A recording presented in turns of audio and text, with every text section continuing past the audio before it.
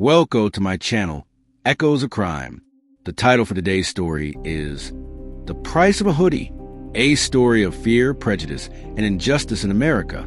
Intro. In a country that calls itself the land of the free, some freedoms still come with conditions, and sometimes the cost of being misunderstood is life itself.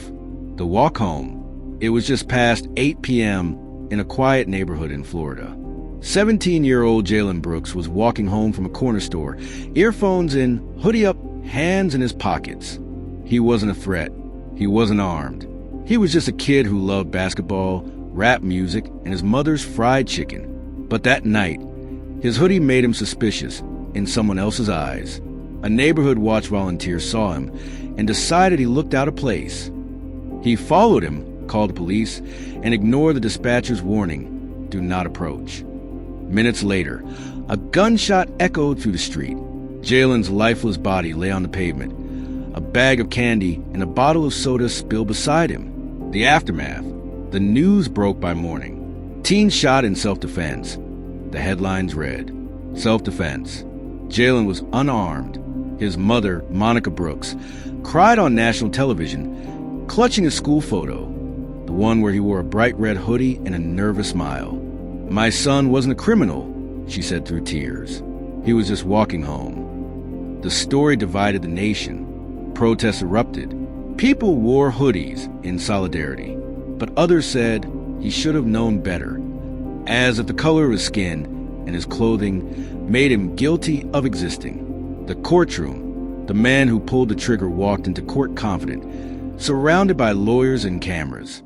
They called him concerned citizen. They called Jaylen a possible suspect. There were no fingerprints, no weapon, no aggression, just assumptions and fear. The verdict came down after months of national outrage. Not guilty. Jaylen's mother fainted in the courtroom. Outside, the chant began again. No justice, no peace. The legacy.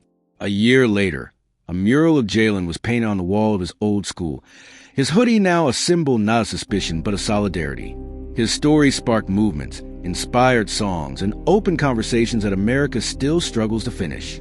But for Monica Brooks, every morning feels the same. An empty chair at breakfast and a folded hoodie on the couch. "They didn't just kill my son," she whispers in one interview. "They killed the world's chance to know who he could have become." Outro. Jaylen Brooks will never graduate. He will never have a career, a family, or a future, all because someone saw a danger where there was only youth. This is not just Jaylen's story.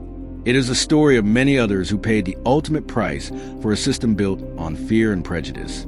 This is Echoes of Crime. Thank you for watching. Please subscribe, like, and share.